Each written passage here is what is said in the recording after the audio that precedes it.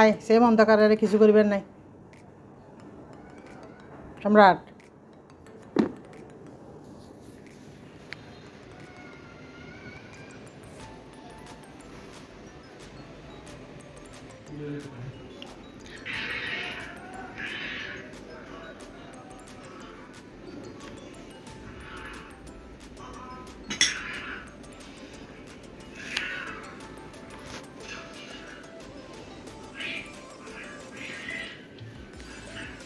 আরো ছোটো কর না, একটু করে ছোটো কর না, তোরা হাওয়াই দি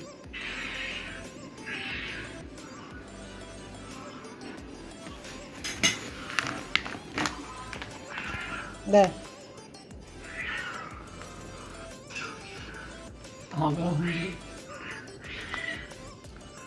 অন্যের মধ্যে বিরিয়ানি না I happy birthday to you.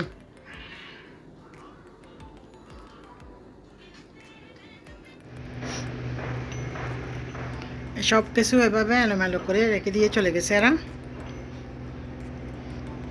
মানে ফ্রিজ আর টানে নাই, কাজ করতেছে, বলতেছে বারবার কি টানবে, এভাবে লাইন দিয়ে চলে গেছে। এখানে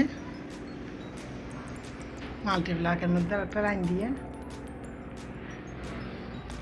পাকঘরের ফ্রিজের ওইখানে ওই রুম থেকে কানেকশন দিছি।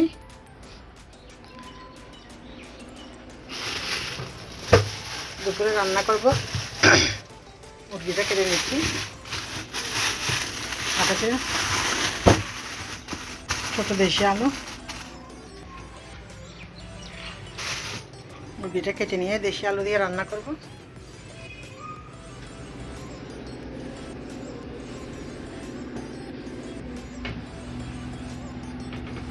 ডিপ ফ্রিজ থেকেও আজকে যদি কারেন্টের লাইন না আসে তাহলে ডিপ ফ্রিজের জিনিসপত্র আজকে রাখতে পারবো না মনে হচ্ছে। ডিপ ফ্রিজ থেকে একটু একটু করে পানি বেরোচ্ছে।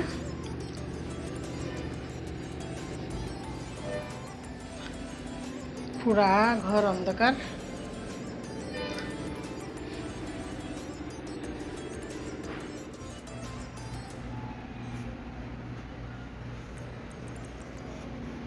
মুরগিটা কেটে রান্না করে নিব, বিছনাপত্রগুলো সব গোছাই নিব, ঘরটা ঝাড়ু দিয়ে নিব।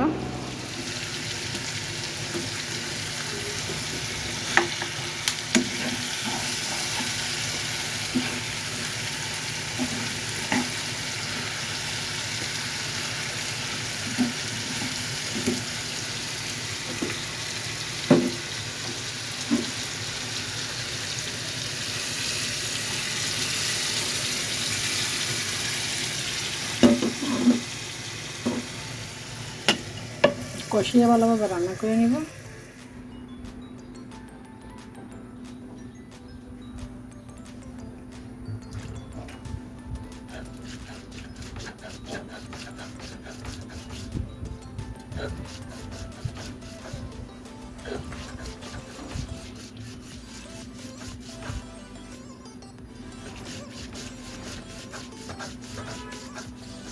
যে একটা শিলপাটাতে কাঁসারিগুলো পিষিয়ে নিচ্ছি। আজকে বুট ভিজাই নেই, বুট খেতে ইচ্ছে করতেছে না, শুধু পেঁয়াজ বানাবো।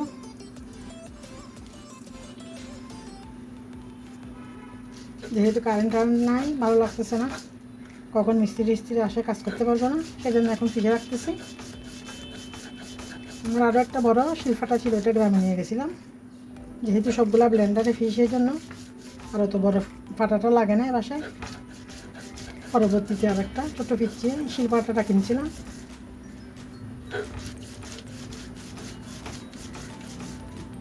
কারণ যেহেতু নয় সেজন্য শিলপাটাতে পিষে নিচ্ছি।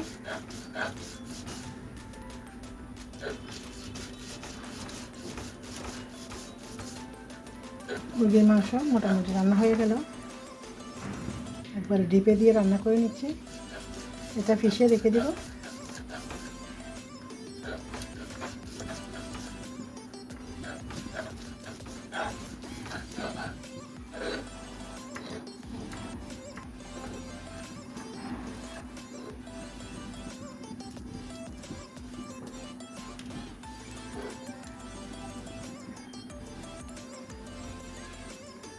ছেলে অফিস থেকে আসতে আসতে 7টা সাড়ে 7টা বেজে যায়।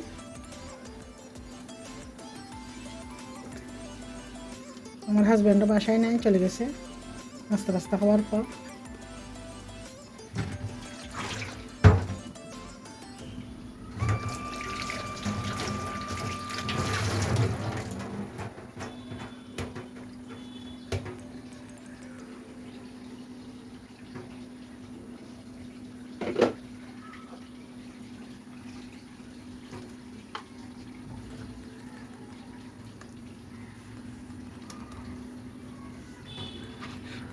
আমি তেমন একটা শিলপাড়াইতে পিষতে পারি না, তারপরে এরকম টেকলে কোনো রকমই পিষি।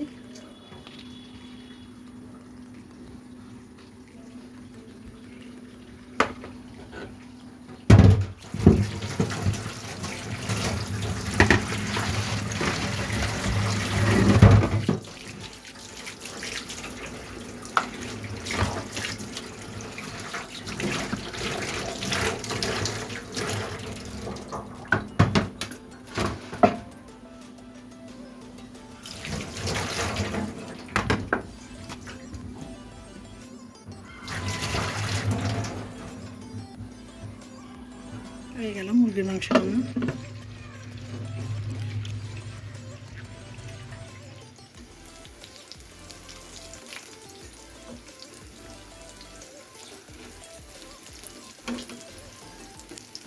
মোবাইলে আর 8% চার্জ আছে, এখনো পর্যন্ত কারেন্টের কোনো সুরাহা হয় নাই।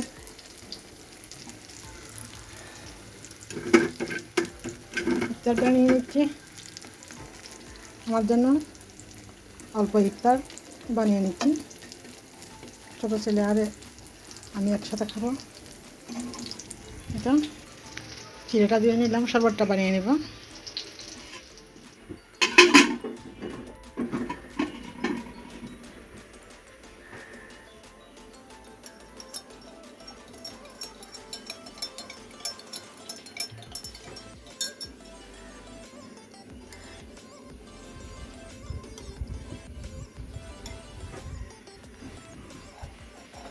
পুরো অন্ধকার, এখানে কিছু দেখা যাবে না, পুরাই অন্ধকার, কিছু দেখা যাচ্ছে না।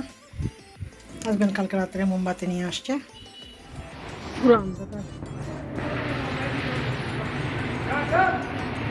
আমরা পুরো অন্ধকার আর সব জায়গায় আলো আলোকিত।